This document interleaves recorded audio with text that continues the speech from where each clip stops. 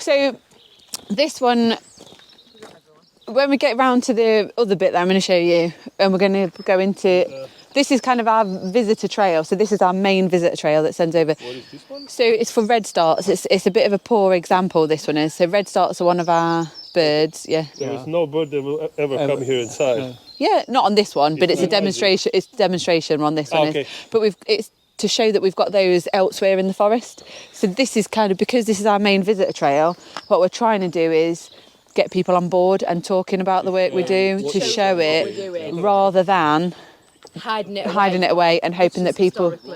So the recommendation from Luke will have been that tree needs to be reduced and one at the back needs to be reduced because it's interfering with the canopy. So what we've done, instead of pruning it back traditionally, they did a fracture cut into it and then they winched it over. Then they did the same there and winched it apart. But when they put the winches on, they kind of, I forgot what it's called, but you know when they bounce it off the angles of the winches. Yeah. They pulled two trees over by accident, which is fine because it just looks like because so you actually wouldn't have probably thought that oak tree was pulled over as part of the process. It just looks like it's upturned in a storm, but that's fine.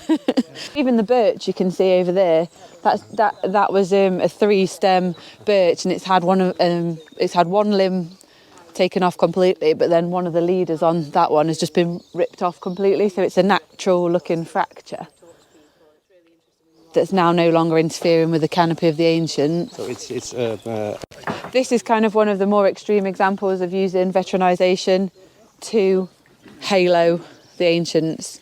So Luke will have said we need to do something to the branches on one of these things, and instead of just doing that traditional kind of flush pruning or taking stems back, we've got I think on the walk around we've got kind of these older trees that you will be able to see where they've taken traditional prunes and then it's kind of put that pom-pom of growth on the end, and that's what we're trying to move away from, because obviously we haven't got a finite amount of money to keep revisiting the same trees.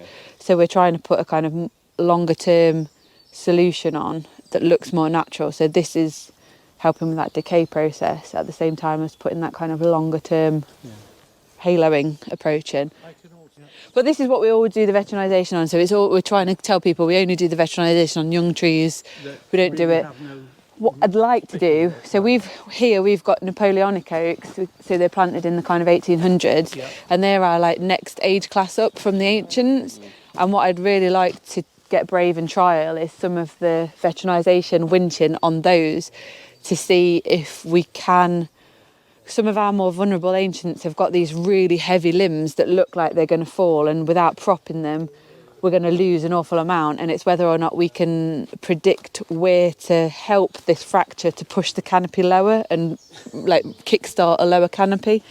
And if I can try it on the Napoleonic oaks, I'm thinking that might be a less risky tester. What we've tried to do, as I said, is this is our main visitor trail, and actually we've already engaged with a huge amount of people just on that short stretch by people going, that looks like a storm's come through, what's gone off here, and we can kickstart it. We're hoping to put some more interpretation in this bit as a demonstration glade. So these have got some of the more traditional, Vicky Bengston's veterinisation project, so they look at this more kind of carved techniques where it's trialled by where it's monitored as part of the vegetation project. So this is to demonstrate some of the things that have gone on there that we still do. So the bird boxes, the lightning strikes, the kind of carved things, aerial ring barking, alongside the more obvious kind of winch cut stuff. So it's just to get people to understand that the variety of decaying wood features that we're putting in is really, really important. We one of the entomologists who's done the vein trapping, which is a study on saproxylic invertebrates on veterinised trees. He carried out the first round of that here last summer, and the early results have shown quite good signs of success so far. So we've got a colonisation of these saproxylic invertebrates going on veterinised trees after 2 years of the features being put in. They still want to do a bit more analysis because of they don't think that the control measures were 100% accurate, and it might be because they're just simply in the area. But it's encouraging that there's like a no regrets approach to this, because things are moving in already. We know that these things work. And that's it. If they were already going to go from the silvicultural practices, then we'll putting decaying wood features in is a...